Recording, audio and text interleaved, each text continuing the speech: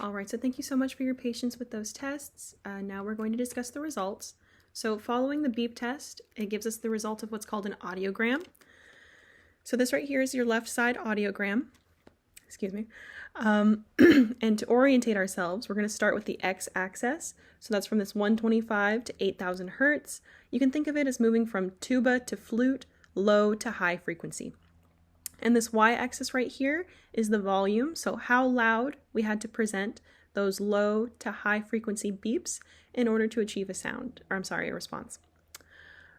So looking at your left side here, everything is healthy within normal limits, except for between that 4,000 and 8,000 frequencies. That 6,000 frequency does appear to be in what's called the slight hearing loss range. At this frequency, it only being one, it's not really noteworthy, but it is something to be aware of moving forward just to have an understanding of your health. However, when we do look at this right side here, we do notice that there is quite a significant difference between the two audiograms. This is referred to as asymmetry, and what it means is that your right side does appear to have a significant hearing loss.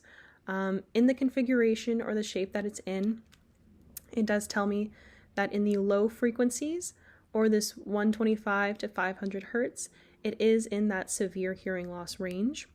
And then the configuration of it rises into the moderate to moderately severe range in the mid to high frequencies.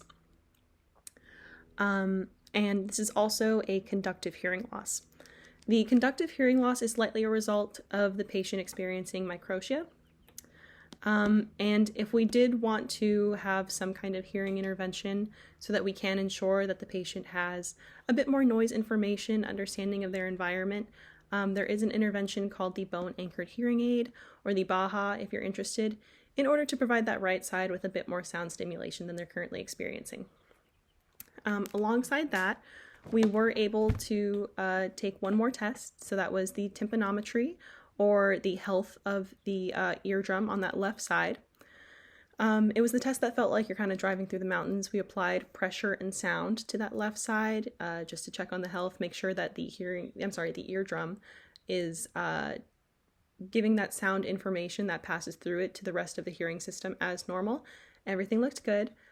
We were unable to conduct that test on that right side.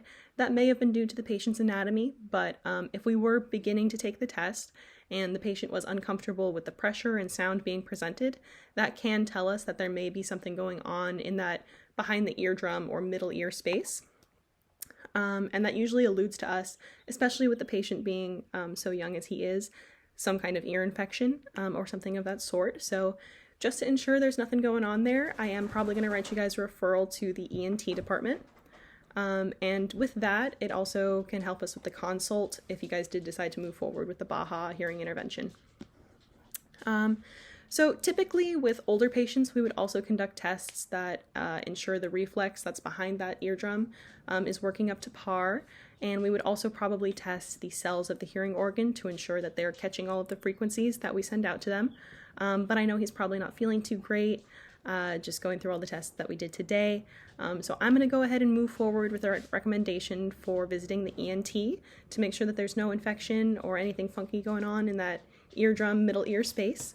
And if you guys were also interested in discussing any reconstructive surgery options for the patient's microtia, we can discuss those options as well at future appointments after discussing the hearing intervention with the ENT in regards to the BAHA or anything like that.